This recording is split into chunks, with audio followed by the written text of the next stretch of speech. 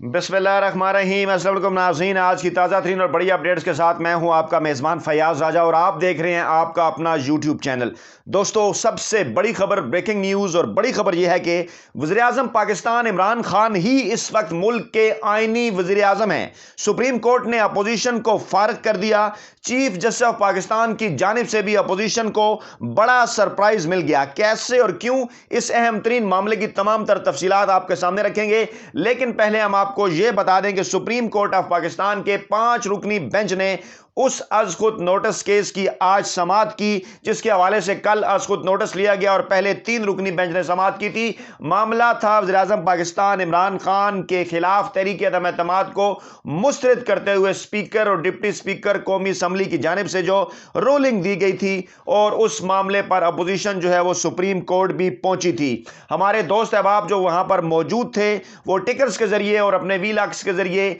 तमाम तर मालूमात आप तक पहुंचा चुके हैं, किसकी जानिब से क्या रिमार्क्स आए। हम यहां पर बात करने जा रहे हैं इस अहम तरीन नुक्ते पर, और एक मरतबा फिर यह बात दोहराना चाहते हैं कि अगर हम आपको यह बता दें कि आज एक तरह से in between the line supreme court of Pakistan की जानिब से यह कह दिया गया है कि इमरान खान ही पाकिस्तान के आईनी वज़ीर-ए-आज़म हैं, और अमली तौर पर सुप्रीम कोर्ट ने आज अपोजिशन को फारिग कर दिया है, और यह बड़ा सरप्राइज था चीफ जस्टिस ऑफ पाकिस्तान का अपोजिशन के लिए। तो आप कैसे मानेंगे? जी हां, मैं इसकी तफसीलात आपको बताता हूं कि इसका मकसद क्या है, मामला क्या है, इन बिटवीन द लाइंस आखिर हुआ क्या, और बहस किस नुक्ते के ऊपर हुई। सुप्रीम कोर्ट ऑफ पाकिस्तान के चीफ जस्टिस का अहम नुक्ता क्या था, वो नुक्ता क्या था, उसकी तरफ जाने से पहले मैं आपके सामने अपना एक ट्वीट रखना चाहता हूं, जिसमें 2 दिन पहले मैंने आपको यह कहा था कि हुकूमत के पास यह ऑप्शन मौजूद है, और खुद से यह फर्ज कर लिया है अपोजिशन ने कि 3 अप्रैल को जब कौमी असम्बली का इजलास होगा तो उस दिन वोटिंग होगी। ऐसा हरगिज नहीं है। 28 मार्च को तहरीक अदम एतमाद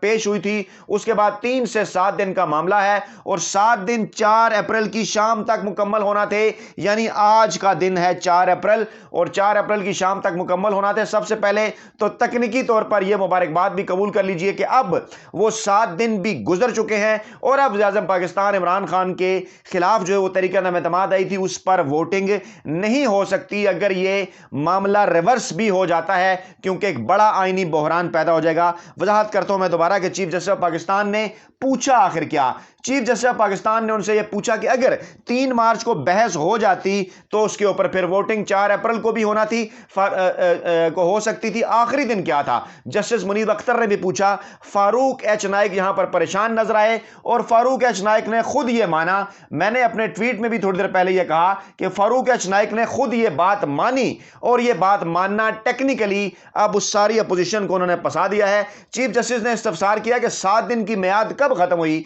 चीफ जस्टिस ने रिमार्क्स दिए कि 3 अप्रैल को बहस होती तो 4 अप्रैल को भी वोटिंग हो सकती थी। फारूक नाइक ने माना कि 7 दिन में वोटिंग होना थी, और 7वां दिन 4 अप्रैल बनता था, यानी आखिरी दिन 4 अप्रैल था। और यही मैंने अपने ट्वीट में भी 2 दिन पहले बताया था कि 4 अप्रैल को भी हुकूमत वोटिंग करवा सकती है, और 3 अप्रैल को जो है वो इस करारदाद पर बहस कराने के बाद एक मरतबा फिर स्पीकर कौमी असम्बली ये इजलास जो है वो मुलतवी कर सकते थे कल तक के लिए। लेकिन क्योंकि अगर इस पर वोटिंग कराने का उनका जहन होता तो फिर 4 अप्रैल ही को वो मामला लेकर जाते, और ये वो आज के दिन 3 अप्रैल को यानी कल के दिन वो बहस कराकर मामला आगे ले जाते और आखिरी दिन वोटिंग करते। लेकिन क्योंकि उन्होंने इस तरीके अदम एतमाद को मुस्तरद करना था बहस के बाद, इसलिए उसी दिन उन्होंने इसे मुस्तरद किया, वोटिंग की तरफ नहीं गए। जबरदस्त टेक्निकल तरीका, तकनीकी, आईनी और कानूनी तरीका उन्होंने इस्तेमाल किया, और रोलिंग दे दी कि जनाब ये क्योंकि पाकिस्तान के खिलाफ एक साजिश है,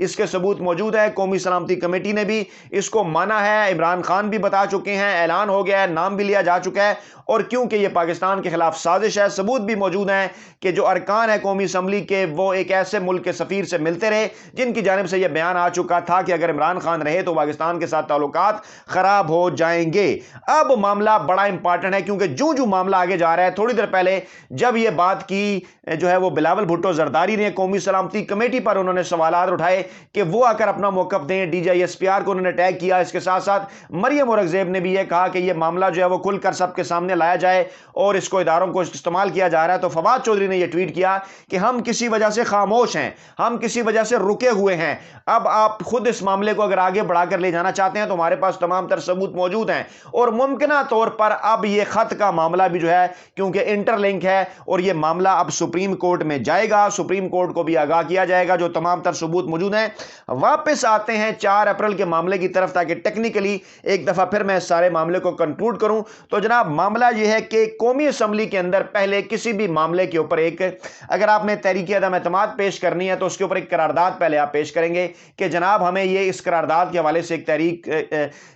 اس تحریک کے حوالے سے ایک قرارداد پیش کرنے کی اجازت دی جائے، وہ آپ کو اجازت دی جاتی ہے، اس کے اوپر بھی ووٹنگ ہوتی ہے۔ اسی طرف جسٹس منیب اختر نے بھی اشارہ کیا کہ کیا اس موقع کے اوپر بھی کوئی قرارداد مسترد ہو سکتی ہے اگر ووٹ کم یا زیادہ ہوں اس کو پیش کرنے والے کو، اور کیا اسپیکر کو یہ اختیار موجود ہے کہ وہ قرارداد مسترد کر سکتا ہے؟ تو اس کا جواب یہ نکلا کہ رولنگ کے تحت، قانون اور آئین کے تحت، پروسیجر کے تحت یہ اختیار اسپیکر کے پاس موجود ہے کہ وہ رولنگ دے کر اس قرارداد کو مسترد کر سکتے ہیں۔ اب جناب معاملہ یہ ہے کہ پھر یہ کہا گیا کہ جناب اسد کیسر کیوں نہیں آئے، اعتراض یہ ظاہر کیا گیا کہ اسد کیسر کے اوپر بھی جناب تحریک عدم اعتماد آ چکی تھی، اب رولنگ انہی کے دستخطوں سے جاری ہوئی اور ان کا نام بھی لیا گیا۔ کل کچھ لوگ جب یہ بات کر رہے تھے کہ جناب قاسم سوری نے شاید غلطی سے ان کا نام لیا ہے، تو میں آپ کو یہ بتا رہا تھا کہ غلطی سے نام نہیں لیا، یہ رولنگ سپیکر قومی اسمبلی ہی کی ہے، لیکن ڈپٹی سپیکر نے ان کی جگہ پر بیٹھ کر سنائی ہے، اور یہ بالکل آئینی اور قانونی ہے۔ ایسا ہو سکتا ہے وہ اپنے دفتر میں بیٹھ کر بھی آئین اور قانون کے تحت رولنگ دے سکتے ہیں،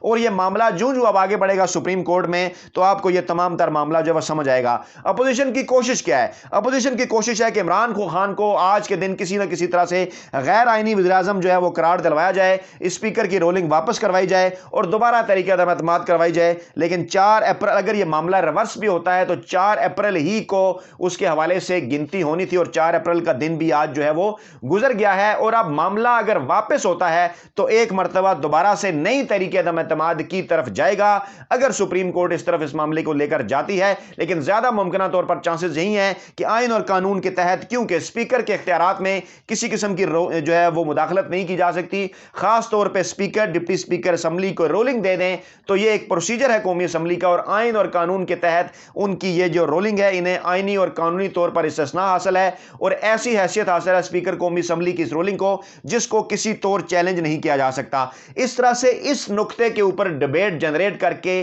ایک طرح سے سپریم کورٹ آف پاکستان نے مکمل طور پر ساری اپوزیشن کو فارغ کر دیا ہے، اور چیف جسٹس آف پاکستان کی جانب سے ایک بڑا سرپرائز اس وقت بھی تھا جب فاروق ایچ نائک سامنے آتے ہیں اور وہ جو کہتے ہیں کہ جناب فل کورٹ بنایا جائے، کیونکہ اس سے پہلے بلاول بھی یہ بات کر چکے ہیں، کیونکہ وہ اس معاملے کو بڑھانا چاہتے ہیں، معاملے کو لٹکانا چاہتے ہیں، معاملے میں کنفیوژن پھیلانا چاہتے ہیں، اور 1-2 ایسے ججز کہ جن کے متعلق بعض ذرائع کا یہ دعویٰ ہے کہ جو کہ کچھ صحافیوں کے ذریعے، جن کا مریم نواز کے سوشل میڈیا سیل سے بھی اور ان مخصوص جج صاحب سے بھی رابطہ ہے، ان کے ذریعے، اور کچھ لوگ کوشش بھی کرتے رہے، صحافی رونے کی حد تک کوشش کرتے رہے کہ خاص طور پہ جسٹس قاضی فائز عیسیٰ صاحب کے حوالے سے کہ انہیں بھی جو ہے وہ اس بینچ کے اندر شامل کیا جائے، اور اس کے بعد بلاول بھٹو زرداری کا یہ بیان کہ فل کورٹ بنایا جائے، وہ پتہ نہیں اس معاملے کو کیا بنا کر پیش کر رہے ہیں۔ پھر ان کی جانب سے کچھ مخصوص صحافیوں کے ٹویٹ جن کا یہ کہنا ہے کہ سپریم کورٹ اس معاملے کو بڑا ایزی لے رہی ہے، حالانکہ پوری دنیا کی نظریں ہیں پاکستان پر۔ تو جناب پاکستان میں اس وقت کسی قسم کی بھی